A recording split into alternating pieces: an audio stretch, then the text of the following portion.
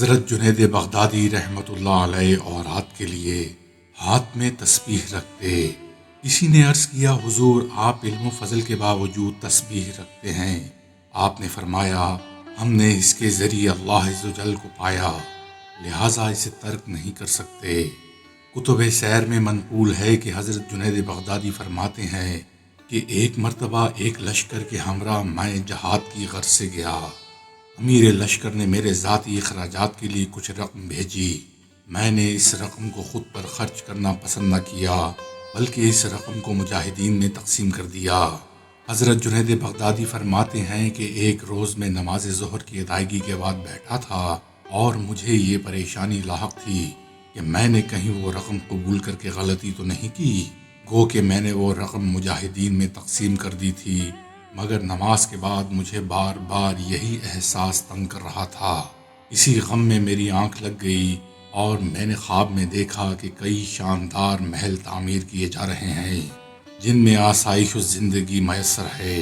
حضرت جنید بغدادی رحمۃ اللہ علیہ فرماتے ہیں میں نے دریافت کیا تو معلوم ہوا کہ یہ محل جنت میں ان لوگوں کے لیے تیار ہو رہے ہیں جن کی راہ خدا میں دی گئی رقم آپ نے مجاہدین میں تقسیم کی تھی۔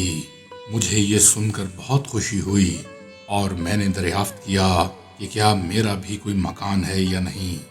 اس پر مجھے ایک بڑا محل دکھایا گیا جو دیگر تمام محلات سے شاندار تھا۔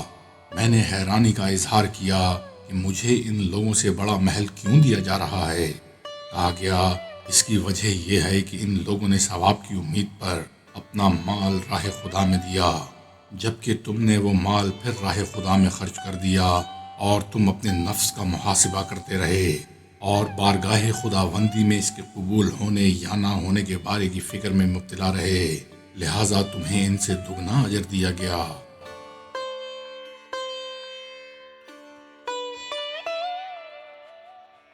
منقول ہے کہ حضرت جنید بغدادی رحمۃ اللہ علیہ اپنے 8 خاص مریدوں کے ہمراہ جہاد کی غرض سے روم کے محاذ پر پہنچے۔ آپ کے مریدوں نے بہادری کے جوہر دکھائے اور جام شہادت نوش فرمایا۔ حضرت جنید بغدادی فرماتے ہیں کہ میں نے ہوا میں 9 عہدے معلق دیکھے اور میرا جو بھی مرید شہید ہوتا ملائکہ اسے اس عہدے میں رکھ کر آسمان کی جانب لے جاتے۔ جب 8 عہدے چلے گئے اور ایک عہدہ باقی رہ گیا تو میں سمجھا شاید یہ میرے لیے ہے اور شہادت میرا مقدر بنے گی۔ ابھی میں یہ خیال کر ہی رہا تھا کہ ایک رومی میرے پاس آیا اور اس نے کلمہ پڑھنے کی درخواست کی۔ میں نے اسے کلمہ پڑھایا اور وہ مسلمان ہو گیا۔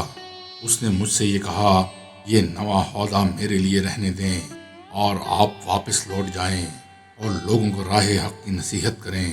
پھر وہ 9 مسلم میدان جنگ میں بڑھا اور اس نے 8 رومی سپاہیوں کو جہنم واصل کرنے کے بعد جام شہادت نوش فرمایا، اور میں نے دیکھا کہ وہ عہدہ اسی روح سعید کے انتظار میں تھا اور ملائکہ نے اسے اس عہدے میں رکھا اور آسمان کی جانب پرواز کر گئے۔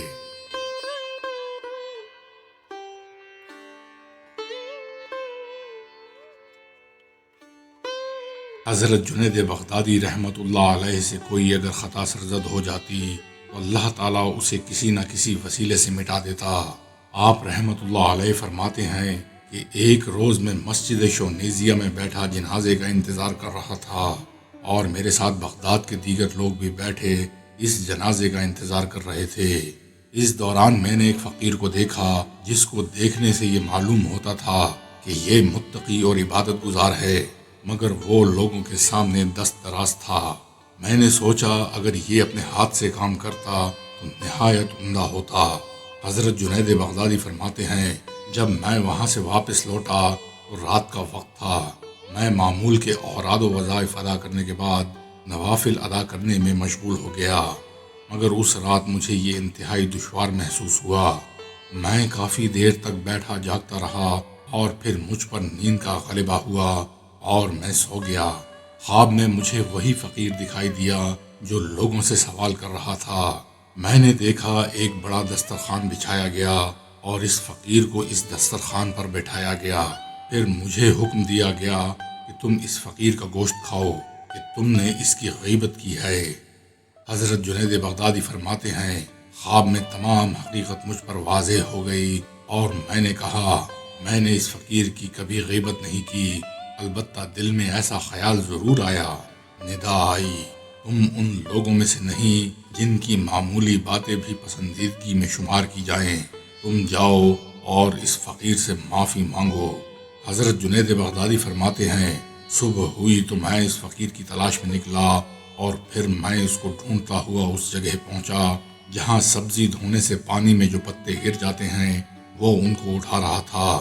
میں نے اسے سلام کیا اور اس نے میرے سلام کا جواب دیا اور مجھ سے کہا اے ابو القاسم، کیا تم آئندہ ایسی خطا کرو گے اور اللہ کے بندوں میں عیب نکالو گے؟ حضرت جنید بغدادی فرماتے ہیں کہ میں نے آئندہ کے لیے کسی ایسی غیبت اور عیب جوئی سے توبہ کر لی۔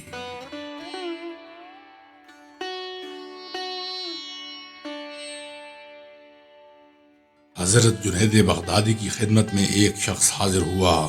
آپ نے اس سے دریافت کیا کہ تم کہاں سے آ رہے ہو؟ اس نے عرض کیا میں حج بیت اللہ کی سعادت حاصل کرنے کے بعد لوٹا ہوں۔ آپ نے فرمایا کہ کیا تم نے حج کیا؟ اس نے عرض کیا ہاں۔ آپ نے فرمایا تم نے جب رخت سفر باندھا تو کیا اس وقت گناہ سے بھی خلاصی ہوئی یا نہیں؟ اس نے عرض کیا نہیں۔ آپ نے فرمایا پھر تم نے اپنے وطن سے سفر نہیں کیا؟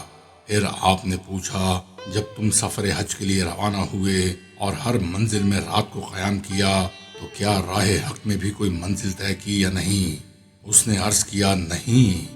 آپ نے فرمایا پھر تم نے کوئی منزل بھی طے نہیں کی؟ پھر آپ رحمت اللہ علیہ نے پوچھا جب تم نے میقات پر احرام باندھا تو کیا اپنی بشری صفات سے بھی کنارہ کشی کی؟ اس نے کہا نہیں۔ آپ نے فرمایا پھر تم نے احرام نہیں باندھا؟ پھر پوچھا جب تم میدان عرفات میں کھڑے تھے تو کیا تم نے مقام مشاہدہ میں اپنے موجود ہونے کا احساس پایا؟ اس نے کہا نہیں۔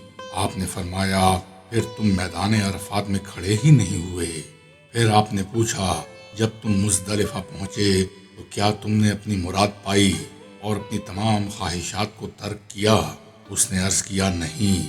آپ نے پھر فرمایا پھر تم نے مزدلفہ میں قیام نہیں کیا؟ پھر پوچھا کہ جب تم نے بیت اللہ کا طواف کیا تو کیا باطنی آنکھ سے اللہ کو تمام عیوب سے پاک جانا اور اس مقام میں جمال خداوندی کے لطائف کا مشاہدہ کیا؟ اس نے کہا نہیں۔ آپ نے فرمایا پھر تم نے طواف بھی نہیں کیا؟ پھر پوچھا تم نے صفا و مروہ کے درمیان سعی کی، اس دوران تمہیں مقام صفا اور رتبہ مروت سے آگاہی ہوئی؟ اس نے کہا نہیں۔ آپ نے فرمایا پھر تم نے سعی بھی نہیں کی؟ پھر دریافت فرمایا کیا جب تم منا پہنچے تو تمام خواہشات ختم ہوئیں؟ اس نے کہا نہیں۔ آپ نے فرمایا پھر تم منا بھی نہیں پہنچے؟ پھر پوچھا جب تم نے قربانی کی تو کیا نفسانی خواہشات کے گلے پر بھی چھری چلائی؟ اس نے کہا نہیں۔ آپ نے فرمایا پھر تمہاری قربانی بھی نہیں ہوئی۔ پھر پوچھا جب شیطان کو کنکریاں ماری تو کیا اپنی نفسانی خواہشات کی جانب بھی کنکریاں پھینکیں؟ اس نے کہا نہیں۔ آپ نے فرمایا پھر تم نے شیطان کو کنکریاں نہیں ماری اور نہ ہی تم نے حج بیت اللہ کی سعادت حاصل کی ہے۔ تم واپس جاؤ اور اب میرے بتائے ہوئے طریقے کے مطابق حج کرو تاکہ مقام ابراہیم کے مرتبے کو پا سکو۔